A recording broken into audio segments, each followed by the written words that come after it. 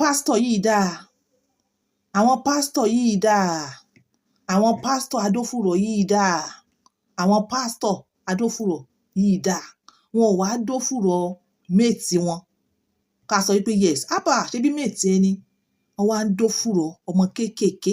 Àwọn ọmọ kéékèèké. Àwọn ọmọ kéékèèké. Wọ́n ti ba ayé àwọn ọmọ kéékèèké jẹ́. Pásítọ̀ Adófùrọ̀. Níjọ́ yẹn, wọ́n showcase pásítọ̀ kan. Bó ṣe máa ń dó àwọn ọmọ kéékèèké, àwọn ọmọ ìjọ, àwọn ọkùnrin bó ṣe máa ń dó wọn ní fùrọ̀. Fídíò yẹn mo gbé sókè, mo gbé. Mo kàn mọ́kàn kúrò, mo ní jẹ́ àfilẹ̀ ẹ̀lẹ̀. Jẹ́ àfilẹ̀ ẹ̀lẹ̀, ó ti repent. Ó ti repent. Àṣẹ ìṣìkù. Àṣẹ repent. Àṣẹ repent.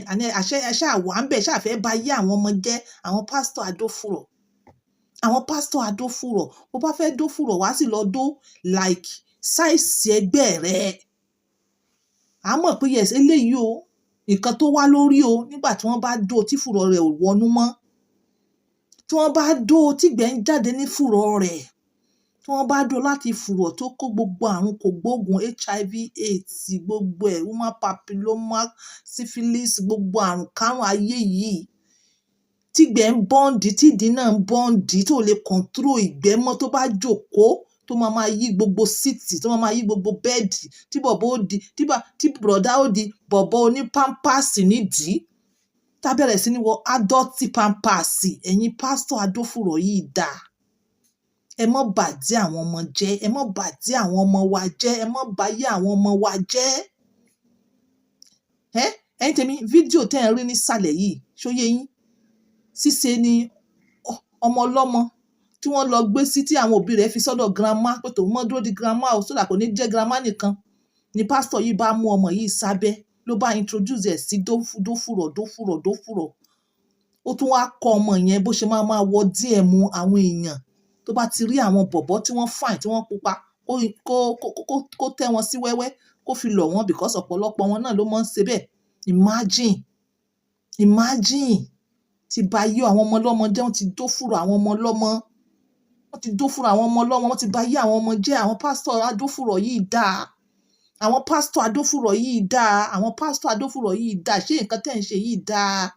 Ṣó dáa? Mi ò lè sọ wípé tó bá jẹ́ àwọn ọmọ yín kọ́ because àwọn míì nínú wọn, wọ́n ń dó àwọn ọmọ wọn ní fùrọ̀. Gbogbo ẹ̀jẹ̀ ti bẹ́ kalẹ̀ nídìí àwọn ọmọ. Wọ́n ti kó bá àwọn ọmọ. Níjọ́ wo àwọn Telegram wọ́n ti gbẹ́sẹ̀ lé Telegram mi. Àwọn ọmọ kéékèèké bí àwọn ọmọ 7 years. Wọ́n sì ń dóra wọn ní fùrọ̀ nítorí àwọn pásítọ̀ wọ̀nyí Adófùrọ̀ yìí náà ni àwọn pásítọ̀. Èmi ò bá àwọn pásítọ̀ alálùbáríkà wí o. Ẹ má ṣì mí gbọ́ o. Mi ò bá wọn wí o. Àwọn pásítọ̀ burúkú yìí tí wọ́n ń dófùrọ̀. Ṣó wà nínú doctrine? Kò sí náà. Irú ìwà yìí wọ́n gbọ́dọ̀ mọ́ bá lọ́wọ́ pásítọ̀. Tó bá jẹ́ pé like it's not even okay láti bá lọ́wọ́ ordinary person. It's not okay. Tó bá wá jẹ́ ordinary person wọ́n ti bá okay ordinary person kì í ṣe pé ẹ máa hùwà tó máa bẹ̀sìn jẹ́. Ẹ sì wá máa hùwà tó máa bẹ̀sìn jẹ́. Ṣó dà bẹ́ẹ̀? Gbogbo wọn tó bá ń ṣe bẹ́ẹ̀ jọ̀ọ́ mọ́ ṣe bẹ́ẹ̀ mọ́. Gbogbo nǹkan tá a fẹ́ dà ilé ayé náà ló máa parí sí. Kí ló dé? Ó wá wọṣọ lọ́rùn òfin bayé jẹ́. Ó ń wọṣọ lọ́rùn òfin dún àwọn ọmọ kéékèèké ní fùrọ̀. Ó ń wọṣọ lọ́rùn òfin gbẹ ẹ̀jẹ̀ nídìí àwọn ọmọ kéékèèké. Ó sì sọ pé wọ pastor. It is better o renounce ara rẹ from being a pastor. Renounce ara ẹ. Wà ní open market. Kò sì mọ́ ta sí àwọn ọmọ kéékèèké. Dákun. Save this our society. Save this society for us. Save this society for us. Save it for us. Save it. Save this society for us. Save this society. Save it. Save it for us. Pastor Adófùrọ̀.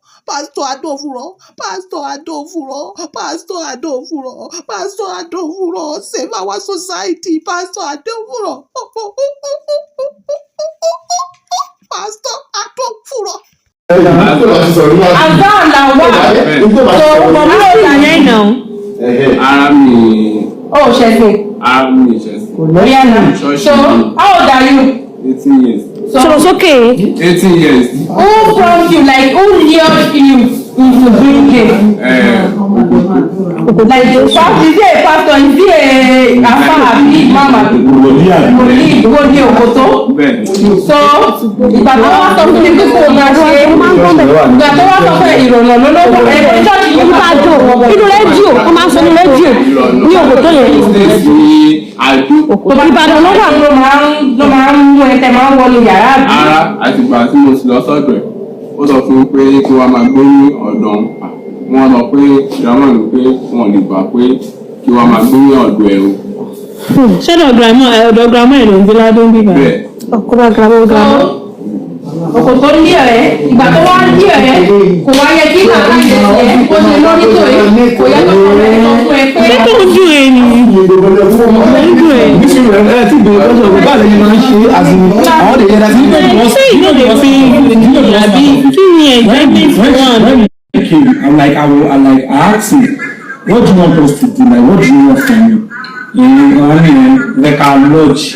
Money like our lodge. Okay, no problem. You want us to lodge? You know what? Oh, not okay. Then they say they better remember. The bag you come out from that to kill it. They don't burn the back away. Oh, what the last drawer? So don't do this. Now, I call accent. He said no lodge. I call bros. I go in. The bang the camera so do one. Àwọn afọláìsàn. VIS.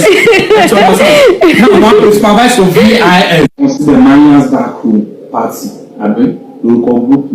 Now, ṣé wọ́n wo ní sí the gay stuff nínú group ni àbí gbogbo àwọn ìgbà ṣe sọ̀rọ̀ ní group wọ́n ní ìwọ̀n tó sọ̀rọ̀ nípa gay identity. wà á gbọ́ ní díẹ̀ rẹ̀ wá rí pé fine boy ní wà á rí ọ̀sán. Ó ní fine boy. Ó fẹ́ lò. Wọ́n sọ pé kí n máa wo pé tí máa ti ní àwọn kìíní pé kí n máa Láàbù wo voice. WhatsApp àbórí gúrúùpù tí máa ṣáàtì. Mi gbọ́, àgbọ̀. Ó sọ fún mi pé Ó máa sàn. kí wọ́n gbórúkọ ẹ̀ pé tí máa ti. Is it possible? Láàbù voice ìjàre láàbù voice àtọ̀. Wọ́n sọ fún mi pé tí máa ti wọnú WhatsApp àbí Facebook àbí wọ́n sọ pé tí máa ṣáàtì ní ẹni group pé kì í ṣáà wọnú ẹ̀. so ó wá wọnú ẹ̀ ó wá rí fine boy ó wá rò pé bàbá ẹ̀ máa lówó lọ́wọ́ ó wá bí. Save it for us. Save it. Save this society for us. Save this society. Save it. Save it for us. Pastor Adofuro.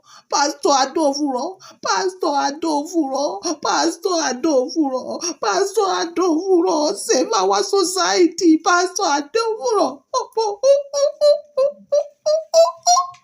Pastor Adofuro.